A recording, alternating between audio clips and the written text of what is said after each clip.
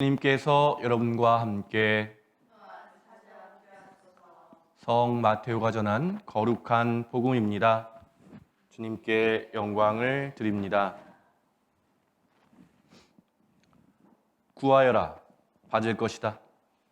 찾아라, 얻을 것이다. 문을 두드려라, 열릴 것이다. 누구든지 구하면 받고, 찾으면 얻고, 문을 두드리면 열릴 것이다. 너희 중에 아들이 빵을 달라는데 돌을 줄 사람이 어디 있으며 생선을 달라는데 뱀을 줄 사람이 어디 있겠느냐. 너희는 악하면서도 자기 자녀에게 좋은 것을 줄 알거든. 하물며 하늘에 계신 너희의 아버지께서야 구하는 사람에게 더 좋은 것을 주시지 않겠느냐. 너희는 남에게서 바라는 대로 남에게 해 주어라. 이것이 율법과 예언서의 정신이다. 주님의 복음입니다. 그리스도를 찬미합니다. 자리에 편하게 앉으시기 바랍니다. 성부와 성자와 성령의 이름으로 말씀드립니다. 오늘 하루 잘 지내셨습니까? 제가 이제 저녁 기도를 오랜만에 이렇게 매일 하다 보니까 밥 먹고 나면 말씀 준비해야 되고 밥 먹고 나면 예배 준비해야 되고 이런 시간을 보냈는데 저는 밥 먹고 예배 준비만 하는데도 바쁜데 일까지 하시면서 또 가정을 돌보시면서 이 자리에 오시는 게 쉽지 않을 텐데 오늘도 함께 이 자리에 와주셔서 감사를 드립니다. 예수님의 이름으로 축복합니다.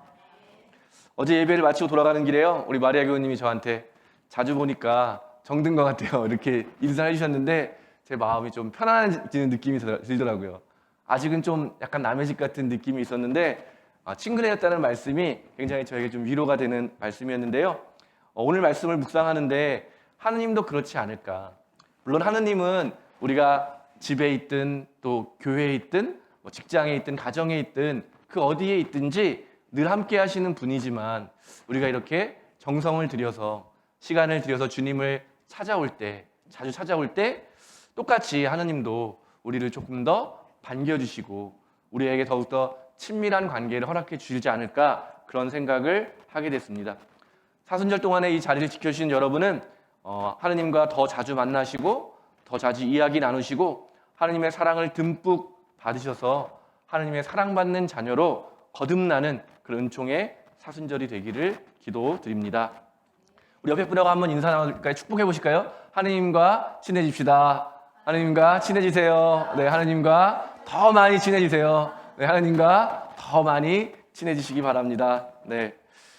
여러분, 요즘 기도 제목이 무엇인지 모르겠는데요. 아마 이곳에 오신 분들은 좀 더 마음속에 기도 제목이 있지 않을까, 그런 생각을 하게 됐어요. 저도 새로운 교회에 오게 되니까 또 기도 제목이 많이 생기게 되고 한 분 한 분의 삶의 이야기를 듣고 사정을 알게 될 때마다 기도 제목이 좀 생기는 것 같아요.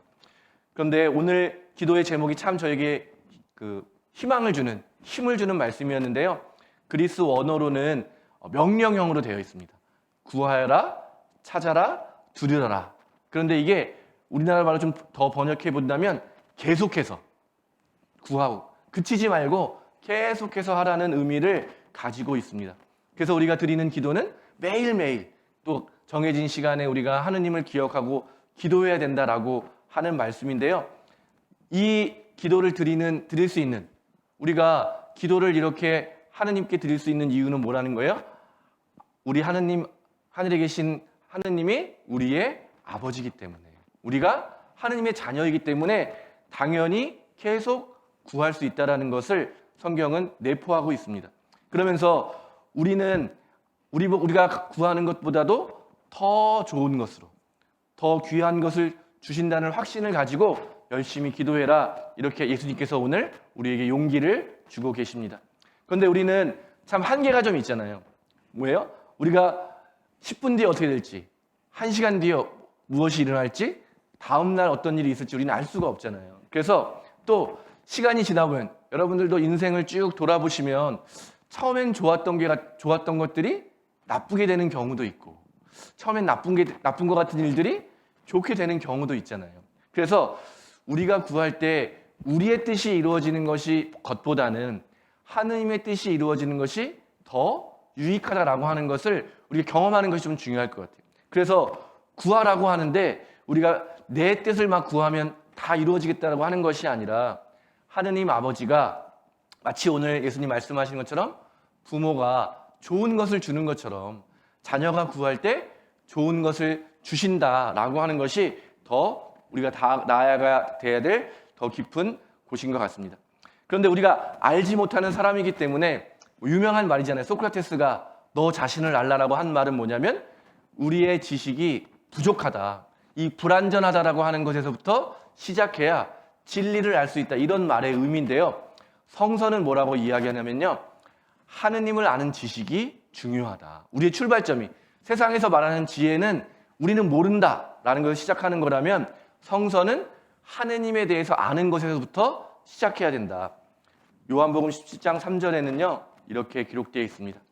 영원한 생명은 곧 참되시고 오직 한 분이신 하느님 아버지를 알고 또 아버지께서 보내신 예수 그리스도를 아는 것입니다. 아멘.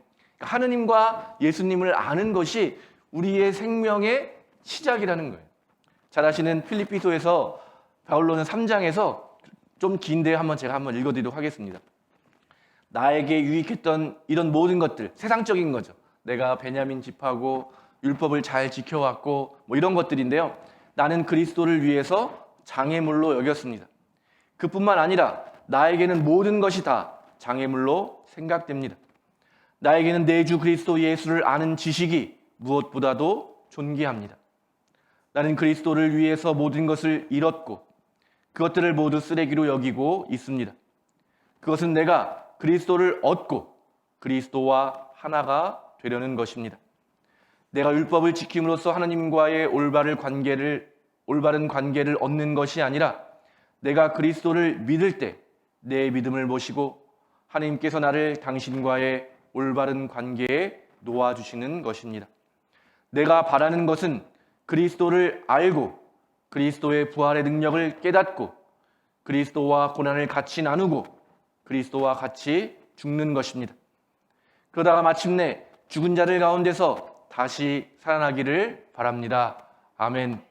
이 바울로의 고백이 내가 세상적인 것들을 추구하며 살아왔던 율법을 잘 지키고 또 세상적인 능력과 로마 시민이었잖아요. 또 유대인 중에 유대인이었고 가지고 있는 것들을 잘 활용하며 살려고 했던 삶을 다 버리고 새로운 삶을 시작했는데 출발점이 뭐예요? 예수님을 아는 것. 그래서 내가 예수님과 함께 살아가면서 예수님과 죽었다가 다시 살아나는 이 부활의 영광이 자기의 삶의 목적지이고 삶의 소망임을 고백하고 있습니다.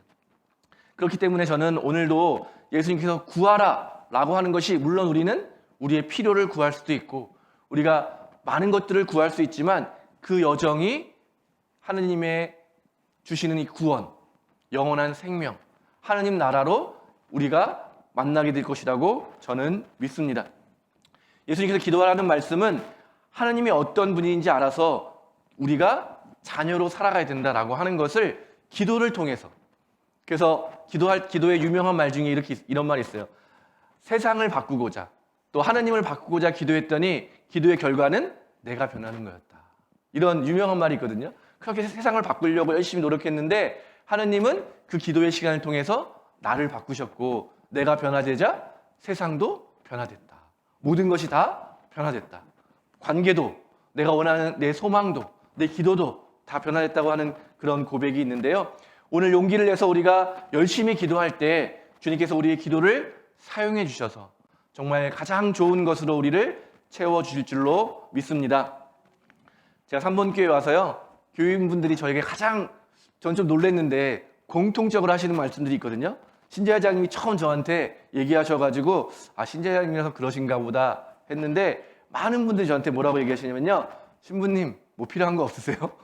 신부님 뭐 불편한 거 없으세요? 이렇게 물어보시더라고요. 그래서 지금 있는 것도 너무 충분한데 뭘 좀 생각을 해가지고 필요한 걸 말씀을 드리나 할 정도로 보시는 분마다 필요한 게 없으세요? 불편한 게 없으세요? 이렇게 물어보시더라고요. 근데 왜 저렇게 그렇게 말씀하실까 생각해 보니까 제가 우리 3번 교회, 우리 교회의 관할사지기 때문에 신자로서 저에게 잘해주시는 거죠. 마찬가지로 우리가 하나님께 구할 수 있는 이유, 하나님께 당당하게 찾을 수 있는 이유, 당당하게 두드릴 수 있는 이유는 뭐예요? 하느님이 우리의 아버지니까. 내가 하느님의 귀한 자녀니까. 그냥 자녀도 아니고 정말 귀하게 여기는 자녀라고 하느님이 말씀해 주십니다. 그러니까 우리는 자녀니까 당당하게 요구할 수 있는 거죠. 이것도 해주시고 저것도 해주시고. 여러분의 기도의 이 뿌리에 하늘에 계신 주님이 우리 아버지라는 것을 믿음을 여러분의 뿌리에 두시기 바랍니다.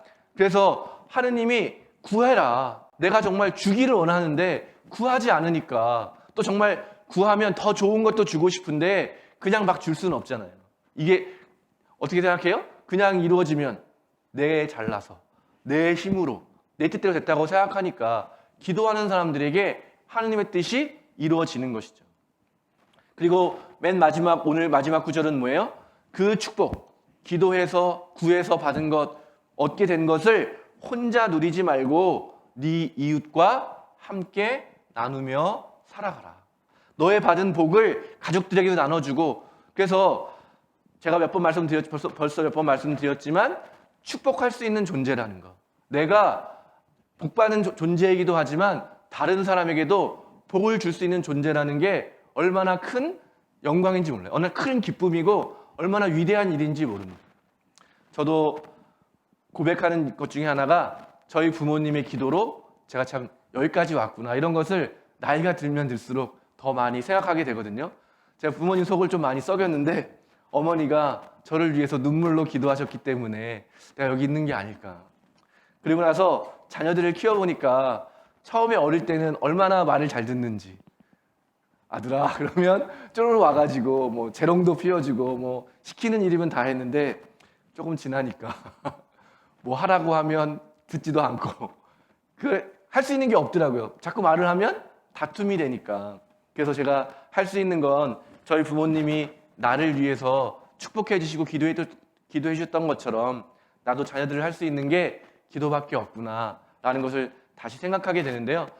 가족을 위해서 기도해서 변화될 수 있고 축복받을 수 있는 것이 얼마나 놀라운 일인지 모르겠습니다. 우리가 하는 일에도 축복을 할 수 있잖아요.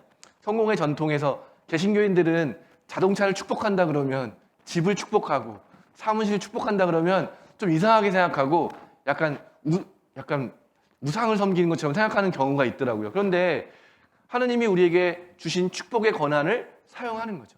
이곳에 일하는 사람들을 축복하고 우리의 일을 축복하고 우리의 안전을 위해서 축복하고 함께 동승하는 사람을 위해서 축복하고, 이 모든 것이 우리의 삶의 자세인 거죠. 우리는 세상을 축복하는 사람이다. 내가 만나는 사람을 축복해 주는 사람이다. 나는 축복받은 하느님의 자녀이기 때문에 내가 가진 축복을 마음껏 나눌 수 있는 거죠. 물질도 넉넉하고 마음도 넉넉하고 모든 것이 풍요로운 삶, 그래서 주는 것이 아깝지 않은 삶, 얼마나 아름답고 행복한 삶인지 모르겠습니다. 그런데 주님은 아마 그렇게 우리가 살아가기를 원하고 계시지 않을까. 우리의 삶을 축복해 주시고 우리가 태어나기 전부터 우리를 선택해 주시고 우리를 불러주셔서 주님의 자녀가 되게 해주신 아버지를 신뢰하시면서 이 사순절의 시간을 기도의 삶으로 살아가 보기를 원합니다. 하느님, 나를 축복해 주세요. 하느님, 우리 가족을 축복해 주세요. 하느님, 우리 일을 축복해 주세요. 우리가 하고 있는 만나는 사람들을 축복해 주세요. 우리의 관계를 축복해 주세요. 라고 기도할 때 하느님이 얼마나 기뻐하시면서 더 좋은 축복으로, 우리가 알지 못하는 큰 축복으로 우리의 삶을 채워주실까.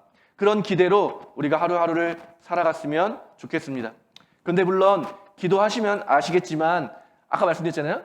내가 아는 것보다 하느님이 아시는 것은 다르기 때문에 항상 기도한다고 해서 내 뜻대로 모든 것이 이루어지는 것이 아니라 조금 시간이 지나면 그 기도의 열매를 통해서 하느님이 원하시는 것이 이런 것이었구나. 하느님의 축복이 내가 생각하는 것보다 더 큰 축복으로 열매를 맺어가는구나 라는 것을 우리가 알게 되기 때문에 기도는 매우 유익한 것이죠.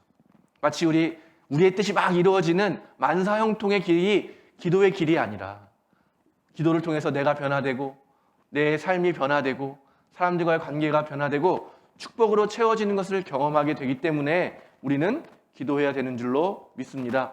그래서 우리가 기도가 깊어지면 깊어질수록 하느님의 뜻과 내 뜻이 점점 하나가 되면서 마침내 내 삶에 하느님의 나라, 하느님의 통치, 하느님의 평화가 이루어지는 줄로 믿습니다.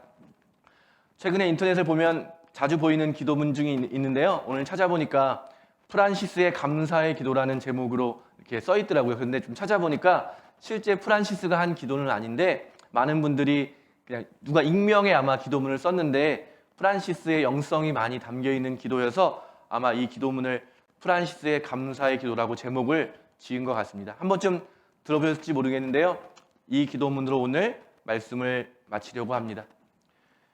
큰 일을 이루기 위해 힘을 주십사 기도했더니 겸손을 배우라고 연약함을 주셨습니다. 많은 일을 해낼 수 있는 건강을 구했더니 보다 가치 있는 일을 하라고 병을 주셨습니다. 행복해지고 싶어 부를 구했더니 지혜로워지라고 가난을 주셨습니다. 세상 사람들의 칭찬을 받고자 성공을 구했더니 뽐내지 말라고 실패를 주셨습니다. 삶을 누릴 수 있게 모든 것을 갖게 해달라고 기도했더니 모든 것을 누릴 수 있는 삶 그 자체를 선물로 주셨습니다. 구한 것 하나도 주시지 않았지만 내 소원 모두 들어주셨습니다. 하느님의 뜻을 따르지 못하는 삶이었지만 내 마음속에 진작에 표현 못한 기도는 모두 들어주셨습니다. 나는 가장 많은 축복을 받은 사람입니다. 아멘. 성부와 성자와 성령의 이름으로 말씀드렸습니다.